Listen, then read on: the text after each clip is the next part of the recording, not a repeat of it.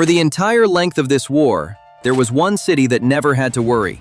One city where the lights stayed on, the shelves stayed full, and the war existed only as something people watched on television before bed. While Kharkiv burned and Mykolaiv buried its dead and Zaporizhia learned to sleep through air raid sirens, one city stayed untouched, safe, distant, 500 kilometers from the nearest Ukrainian position. That city was Moscow. And on the morning of June 16, 2026, that distance finally ran out. A Ukrainian drone crossed 500 kilometers of Russian territory, threaded through what Russia claims is the most heavily defended airspace in the world, flew past rings of missiles and radar towers and nets that had been bolted specifically over the target, and set fire to the refinery that produces 70% of Moscow's gasoline, 15 kilometers from where Vladimir Putin works.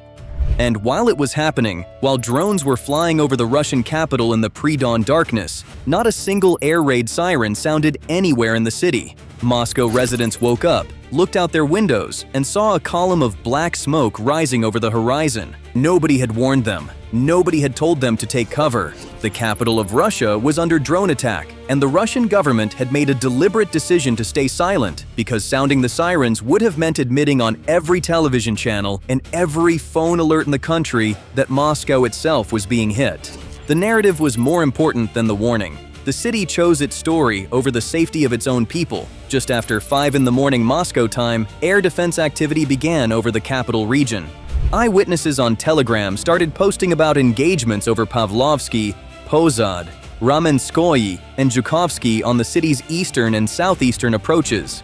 Intercept flashes visible in the pre-dawn sky.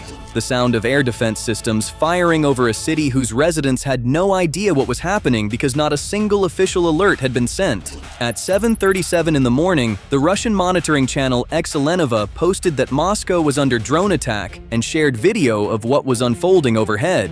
And then, at 8:04, the same channel posted a second message that landed across Telegram like a thunderclap. The largest refinery in Moscow, in Kapotnya, had been hit. The ELOUAVT-6 unit, the primary crude distillation installation at the absolute core of the plant, was on fire. Within minutes, Zelensky posted a drone Zi view of the fireball directly to the world. 3 words accompanied the video: 500 kilometers. But the detail that most coverage missed completely, and that tells you more about this strike than the fireball itself. Before those drones arrived over Kapotnya, the refinery already knew they were coming. Plant operators had received a warning that a drone attack was approaching. And the one thing they could do, the one defensive measure available to them, was to run an emergency pressure release across the entire processing system. They deliberately bled pressure from the units so that if a drone struck, the resulting fire would not cascade into a larger catastrophic explosion. They prepared, they braced, they did everything within their power to limit the damage, and then the drones burned the core of the plant anyway. Knowing was not the same as stopping it. The most important refinery in the Russian capital, surrounded by missile systems and protected by nets and towers and rings of air defense, with advance warning that the strike was coming, could not stop a Ukrainian drone. The preparation made the explosion smaller. It did not prevent the explosion. And that single fact should tell every person watching this exactly how much the billions Russia spent on Moscow's defenses actually bought it. Now watch what happened next in the hours after the strike, because it is a masterclass in how Russia manages information when reality refuses to cooperate with the official story. Moscow Mayor Sergei Sobyanin posted his first statement shortly after the hit was confirmed. He said air defenses had intercepted the drones. He gave a number of how many had been shot down. Then, a little while later, he gave a different number. And then, across the morning, he gave a third number. His claimed intercept count drifted from approximately 25 to 35 to 60, shifting upward with each update, as if the drones were being retroactively intercepted in the official account after having already reached their target in reality. By the end of the morning, Sobyanin had conceded that one drone had damaged a facility at the Moscow Oil Refinery. No casualties, he said. The situation was under control. Meanwhile, what was actually visible to anyone looking at the monitoring channels told a completely different story. Satellite imagery and footage from Excelenova and other open-source monitoring groups showed the AVT-6 unit burning, not flickering, not smoking. burning. Residents several kilometers away from Kapotnya were photographing the smoke column from their apartment windows and posting it to social media. Black smoke is visible across a significant portion of the southeastern skyline of one of the most photographed cities on Earth. Russia's Ministry of Emergency Situations then issued a statement claiming the fire had been fully extinguished and that refinery operations had not been affected. Ukraine's general staff simultaneously confirmed the strike, named the specific processing unit that had been hit, described the damage in detail, and stated the plant had halted operations. Two official statements, two completely opposite accounts of the same event. One from the country whose refinery was burning, one from the country whose drone started the fire. And no prizes for guessing which account matched what the cameras were showing. This was the fourth time this exact refinery had been struck. September 2024, March 2025, May 2026, and now June 16th, 2026. 4 strikes on the same plant inside the most defended city in Russia. And each time, the official story said the defenses had mostly worked and the damage was minimal. Each time, the cameras showed something burning. The most defended city in Russia had just watched a drone burn its largest refinery for the 4th time. So the question that nobody in the Kremlin wanted to answer publicly was the one that mattered most. Why does the fortress keep leaking? To understand the answer, you have to first understand the scale of what Russia actually built around Moscow, because it is genuinely staggering. By June 2026, the capital sat behind 2 established rings of surface-to-air missile systems surrounding the city at different distances. Inside those rings were dozens of additional firing positions layered across the urban area. Between May and September 2025 alone, Russia constructed 43 specialized elevated Panzer air defense towers within 50 kilometers of the capital. Platforms raised high above rooftop level specifically so they could track and engage low-flying drones before the drones could hide behind buildings and terrain. Russia went further than that. It used a Mi-26 heavy-lift helicopter to physically hoist a Panzer system onto the roof of the Nordstar Tower Business Center in Moscow to thicken the defensive layer directly around the Kremlin. A third outer ring is currently being constructed beyond the city boundary. And the Kapotnya refinery itself, the one that just burned for the 4th time, had anti-drone nets bolted over it in October 2024, 18 months before this strike, put there specifically to intercept incoming drones before they could reach the processing units. Now hold that picture in your mind. 2 rings, 43 elevated towers, a Panzer on a skyscraper roof, nets over the refinery, and a 3rd ring is being built as a backup to the backup. That is what Russia assembled around its capital city to keep Ukrainian drones out. On June 16th, the drones bypassed at least 5 of those Panzer systems on their elevated positions. They flew past the rings, they got through the nets, they burned the core of the plant, and they had done it before. 3 times before, on this exact facility, through this exact defensive architecture, producing this exact result: a fire, an official statement, a number of claimed intercepts, and a refinery that needs rebuilding again. What does that tell you about what those billions of rubles actually bought? Andriy Kovalenko, head of Ukraine's Center for Countering Disinformation, described the situation with a directness that Russian state television would never broadcast. He said Putin had pulled practically all of Russia's key air defense assets toward the capital. And then he delivered the line that captures the entire situation in 9 words. He said, "Putin is not a guarantor of safety for a Muscovite."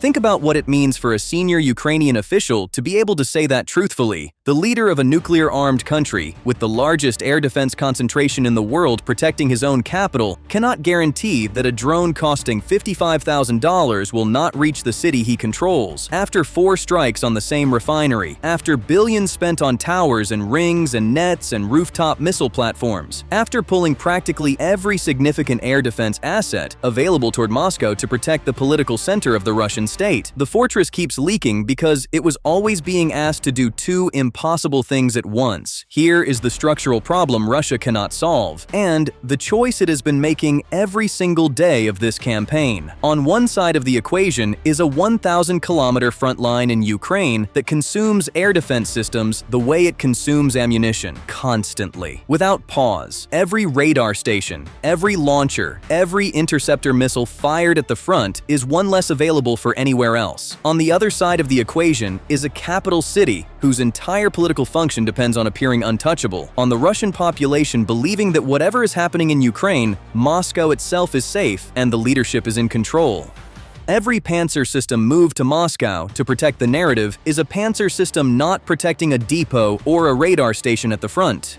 Every interceptor missile fired over Kapotnya is a missile not available for the line where it would have military value rather than political value.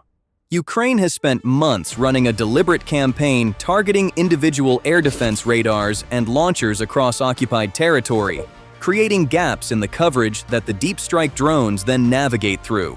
The Atlantic Council described exactly this dynamic.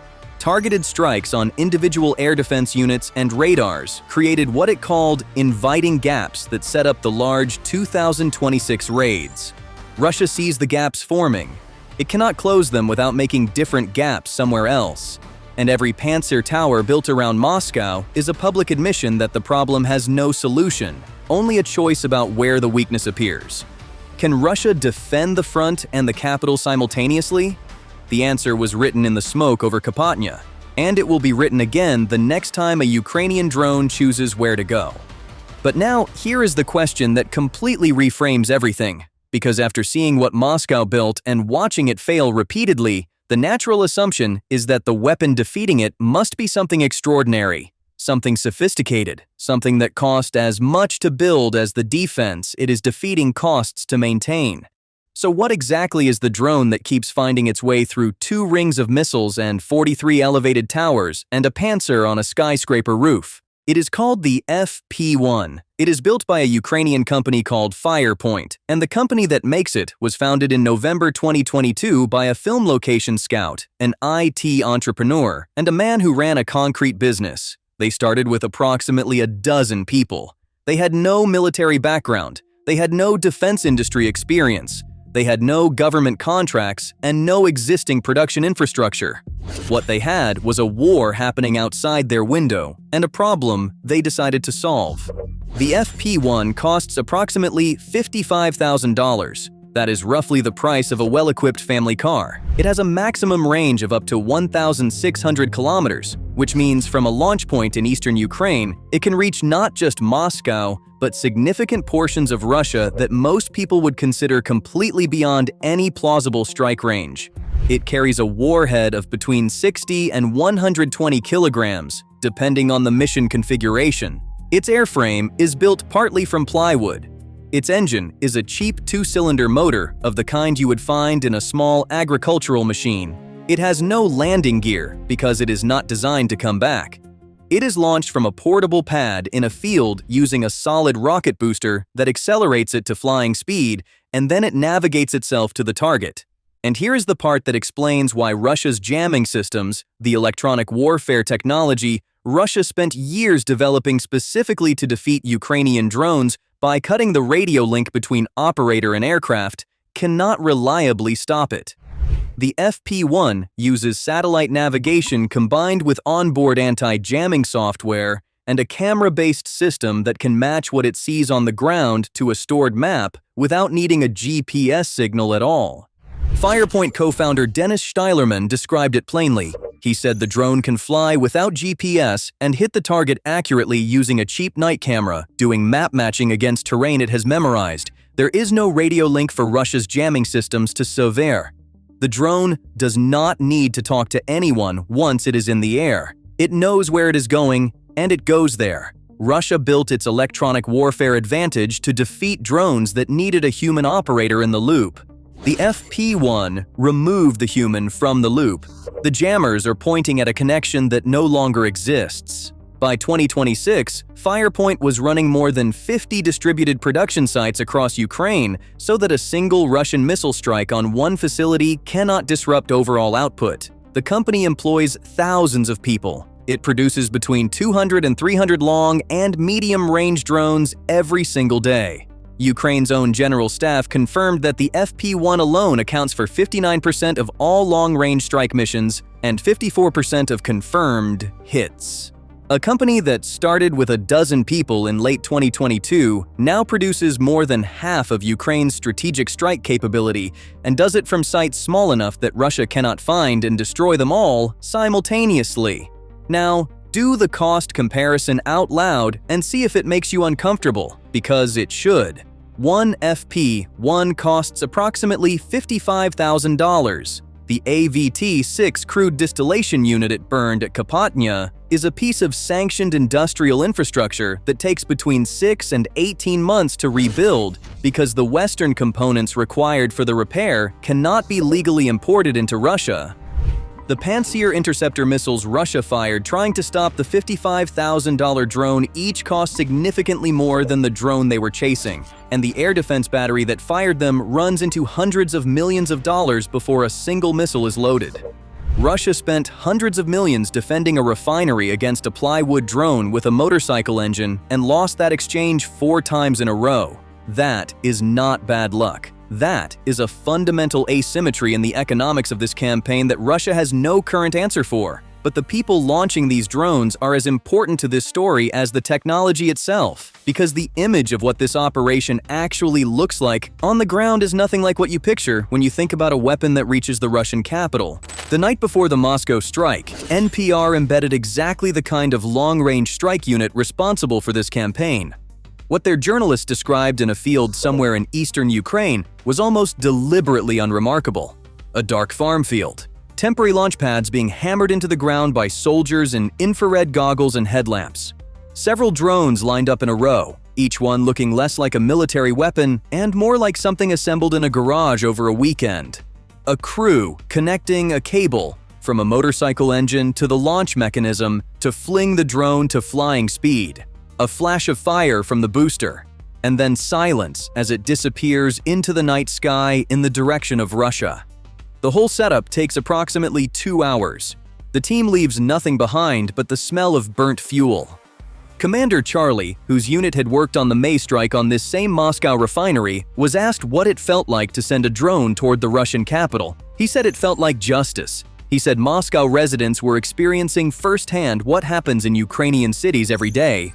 He compared the evolution of the launch process to something unexpected and precise. He said, what once took half a day now happens as fast as a pit stop in a Formula One race. Operator Push, who launches drones every single night, was asked how he felt about his work. He did not hesitate. He said it was the best work in the world. A third operator named Uki framed each launch as Zelensky's sanctions in motion, a way of forcing a fair peace through the only language the Russian economy understands. These are not special forces operators with years of classified training.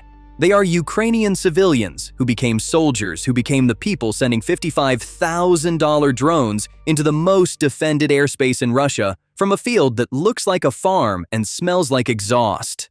And the FP1 has developed a capability beyond simply flying to a target and hitting it. Steilerman described to the Financial Times a tactic that sounds more like a thriller plot than a military operation. An FP1 flies toward a Russian airfield carrying 2 small, explosive-laden quadcopter drones inside its body.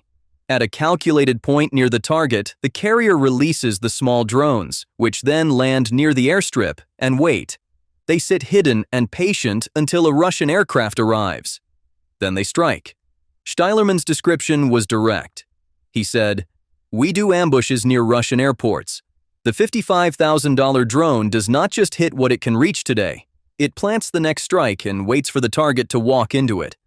A film location scout helped build the weapon that is ambushing Russian aircraft at their own airfields, burning Moscow's refinery for the 4th time, and making the most defended capital in the world smell like smoke on a Tuesday morning. And what that weapon is now doing to ordinary Russian life in the capital, at the fuel pump, and at the airport departure gate is where this story goes next. The morning after the strike, something quietly changed at fuel stations across Russia that no Kremlin press release could explain away. After the Teniko refinery in Tatarstan was struck on June 12th, Tatneft announced limits at approximately 800 of its fuel stations across the country. In Moscow and St. Petersburg, customers were capped at 20 liters of gasoline per visit, 40 liters of diesel maximum. Other chains followed almost immediately. Rosneft capped purchases. Lukoil capped purchases. Gazprom stations joined the rationing. Long queues formed at pumps before the morning rush had finished. Some stations ran dry mid-queue. And it is not just Moscow. Across more than 25 regions of Russia, fuel shortages were being reported simultaneously. Airports in St. Petersburg, Yekaterinburg, and Ufa began hitting jet fuel shortages by the end of May. Russia's government responded by banning aviation fuel exports entirely through November 30th. A country that exports energy to the world had to ban its own fuel exports because its airports were running short. The Moscow Refinery at Kapotnya supplies roughly 40% of the capital region's total petroleum demand, approximately 70% of the gasoline Moscow consumes, about half its diesel and jet fuel to 4 major Moscow airports, including Domodedovo, Vnukovo, Sheremetyevo, and Zhukovsky. Burning its core processing unit does not just dent output. It drags the capital's own backyard onto the same shortage map that is spreading across the country. And because this plant sits inside the consumer market it serves, the shortage reaches ordinary pumps faster than a strike on almost nationally, roughly 1/3 of Russia's total refining capacity, approximately 2.14 million barrels per day, is now offline from repeated strikes. In the first week of June, Russian refinery output fell below 4 million barrels per day, the lowest level in 21 years. Refineries were struck 38 times in the first 5 months of 2026, with 16 strikes in May alone, a war record. Russia responded by allowing refiners to sell lower-grade fuel that did not meet previous quality standards, and in some cases approved the sale of off-specification dirty fuel simply to keep volume moving at forecourts. And then came the detail that closes this entire situation with an irony so precise it almost sounds invented. Russian officials were reportedly debating a proposal to raise fuel prices by 1.5 rubles per liter on gasoline, diesel, and jet fuel. The stated purpose was to finance air defense systems at refineries. The people whose fuel supply was disrupted by the failure of the defenses were being asked through higher prices to fund the defenses that failed them. Russia's drivers would pay for the shield that just broke. The energy superpower is rationing gasoline in its own capital and sending its citizens the bill for the missiles that did not stop the drone. Now, before the verdict, something has to be said plainly, because this story deserves honesty more than it deserves hype. Russia has rebuilt this same refinery 3 times before this strike. After September 2024, it was repaired. After March 2025, it was repaired. After May 2026, it was repaired. Its repair speed throughout this war has been chronically underestimated by outside analysts. In 2025, when roughly 20% of Russia's refining capacity was taken offline, the actual drop in output was only around 6% because Russia managed workarounds faster than most predicted. A burning unit is not a destroyed refinery. Russia's defenses do intercept most of the drones. Sobyanin claimed dozens were downed over Moscow on June 16th alone. Its army is still advancing on the ground at enormous cost, but advancing nonetheless. Its oil revenues remain significant. An economy generating hundreds of millions of dollars daily is not collapsing from a single refinery fire. But here is the verdict that survives every one of those honest limits. ISW assessed that by April 2026, the combined cost of strike damage, repair bills, and energy subsidies had already cost the Kremlin approximately $4.7 billion in a single month, significantly eroding the oil revenue windfall from elevated energy prices. The IEA expects Ukrainian drone strikes to suppress Russian refinery processing through at least mid-2026, and the pace is not slowing. 38 strikes in 5 months, 16 in May alone. The June wave hit St. Petersburg, Kronstadt, Tatarstan, Samara, and Moscow's own refinery within 2 weeks. Each time Russia repairs under the assumption that another strike is coming because another strike is always coming, from a production line running 200 to 300 units every single day. But the most important thing that changed on June 16th was not the fire or the rationing or the shifting numbers in Sobyanin's morning posts. It was the distance. For most of this war, the geography of the conflict was fixed in a way that protected the Russian political class from its own decisions. The violence happened in Ukraine. Cities burned in Kharkiv, Zaporizhzhia, and Mykolaiv, while Moscow residents watched on television from apartments 500 kilometers away in complete safety. The war was real, but it was somewhere else. It was a war you watched, not a war you smelled. Moscow is no longer a spectator. It lives inside the war it started. And the smoke over Kapotnya on a Tuesday morning in June is the proof that no wall of missiles can keep that distance alive when a $55,000 drone has already decided where it is going. So here's the question. Russia keeps repairing. The drones keep coming. At what point does the repair cost exceed the repair capacity? And when the next wave hits, will Moscow get a siren this time? Tell us what you think in the comments below.